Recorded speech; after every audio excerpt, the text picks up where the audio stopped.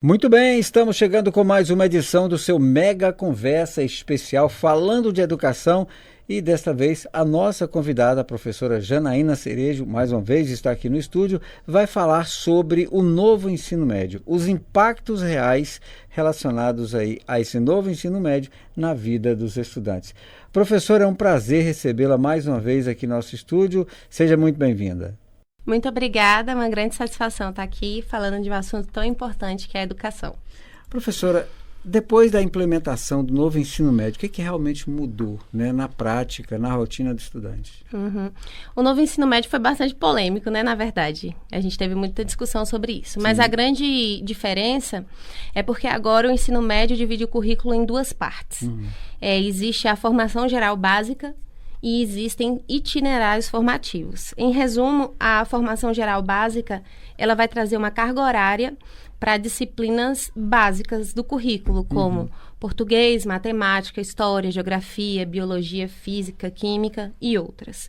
Já o itinerário formativo são disciplinas um pouco mais diferentes, que vão trazer ali no currículo conteúdos e temáticas mais voltadas para o interesse dos estudantes, digamos assim. Sim. Essa é a grande diferença. Bom, os itinerários formativos, né, eles foram pensados, evidentemente, para ampliar, né, as escolhas dos alunos. Na prática, os estudantes estão conseguindo escolher ou acabam limitados com as opções que são disponíveis hoje nas escolas? Eu preciso dizer que existem as duas realidades, né? O ideal, em um mundo ideal, seria que os estudantes tivessem uma gama de possibilidades e conseguissem escolher os itinerários formativos de acordo com seus interesses e áreas. Sim. Mas a gente não pode perder de vista que não estamos falando aqui só de educação privada. A gente também está tratando de... O novo ensino médio vale principalmente para a educação pública, né?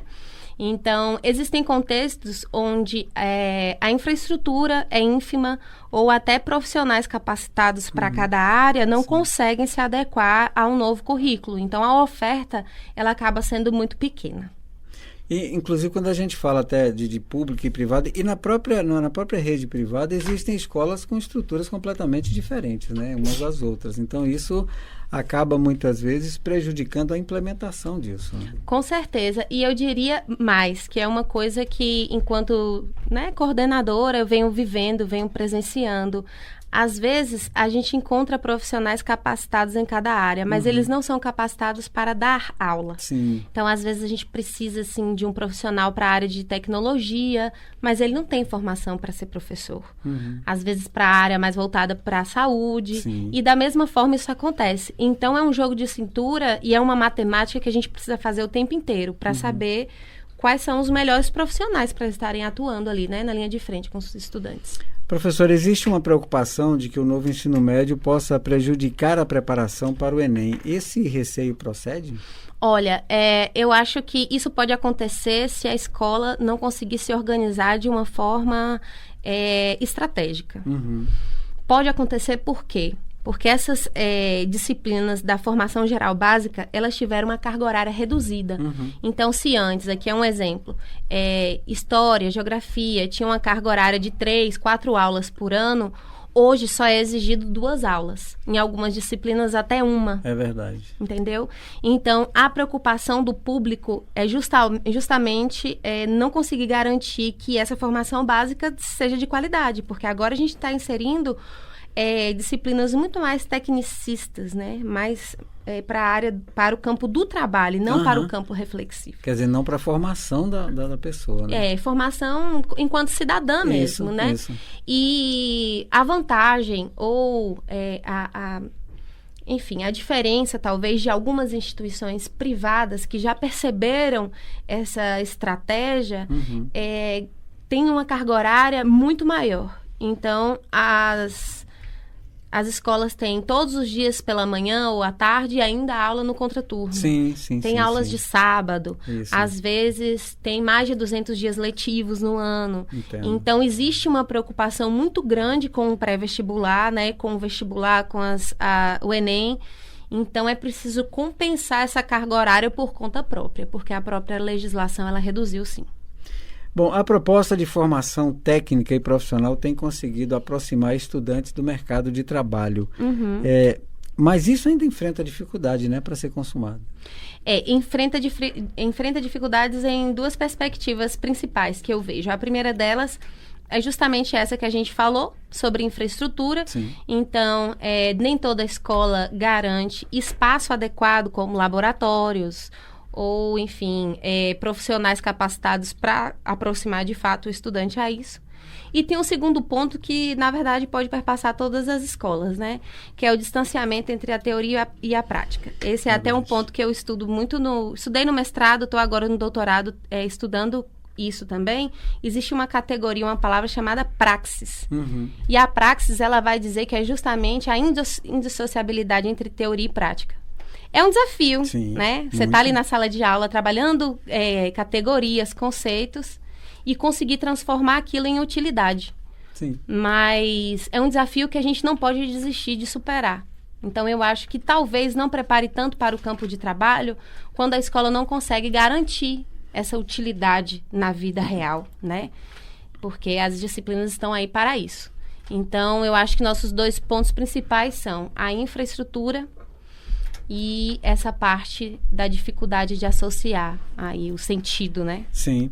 Quais seriam, então, os principais pontos que você diria positivos e negativos? Seria essa questão aí? O que seria mais? Eu acho que sim. Eu acho que a lei, ela não é... Como acho que nenhuma entra, né? Para ser ruim. Uhum. No papel, ela é muito bem elaborada e ela é muito bem descrita. Apesar de eu não concordar com a diminuição da carga horária. Sim. Então, nós temos uma ampliação de carga horária na escola privada, por conta própria, mas na educação pública se tem reduzido e se faz o mínimo que se pede, né? Então, história, geografia, biologia, enfim, são disciplinas com carga horária reduzida. E isso, para mim, é o ponto negativo, certo? Mas o ponto positivo é justamente aproximar o estudante de uma possibilidade para o mercado de trabalho ou para uma profissionalização. Uhum. Não necessariamente um trabalho em si, mas talvez uma possível escolha para a universidade que ele quer seguir. Verdade. Então, acho que cabe muito ao currículo de cada escola mostrar essa perspectiva, que não é que ele saia do ensino médio e precise trabalhar, né? Sim. Mas que ele consiga se aperfeiçoar na universidade. Mas isso precisa ser uma cultura trabalhada, né, dentro da sala de aula. Muito bem. Para a gente finalizar, professora, eu gostaria que a senhora me falasse a respeito de um pensamento aí para o futuro da educação brasileira. Que ajustes, de repente, precisam ser feitos para que o novo ensino médio realmente atenda o que os jovens precisam no Brasil? Uhum. Eu acho que muito do que está vinculado à educação hoje está relacionado diretamente com a formação de professores. Mas também não só a formação inicial, que é aquela onde o estudante vai na universidade e faz seu curso de ensino superior, mas principalmente uma formação continuada. Então, ele termina ali o ensino superior, ele precisa continuar estudando, mas isso é preciso ser oferecido e dar uma garantia para esse professor. Além disso, eu acho e defendo, sim, que devam existir perspectivas melhores com relação a esse núcleo básico de disciplinas, né? Nós percebemos que existe uma movimentação muito clara aí, ao inserir esses itinerários, que é uma perspectiva de formar o cidadão, seja ele de qual classe social for, mas formar esse cidadão para o mercado de trabalho. A gente sabe que as escolas privadas estão se mobilizando para suprir essa lacuna, mas e quem é de instituição pública, né? Fica fadado a ter aquilo que o governo oferece, seja instância municipal, estadual ou federal. E até para você conseguir numa disputa, entre aspas, vamos colocar assim, né? Com um estudante de escola particular, é desigual. É completamente desigual, né, professora? E nós temos, por exemplo, institutos que formam técnicos que são muito bons, como os IFES, né? Sim. Aqui nós temos o IFE Bahia, IFE Baiano, né? Na região. Mas nem toda experiência recebe recursos como eles.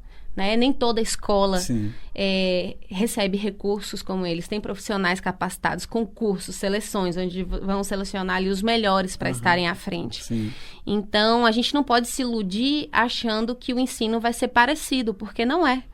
Então, eu já escutei relatos, né, de outras professoras que vivem a experiência de coordenação em escolas de nível médio, estaduais, em que tem ali no currículo uma gama de possibilidades, mas não conseguem garantir quase nenhuma, justamente porque não existem profissionais capacitados para isso.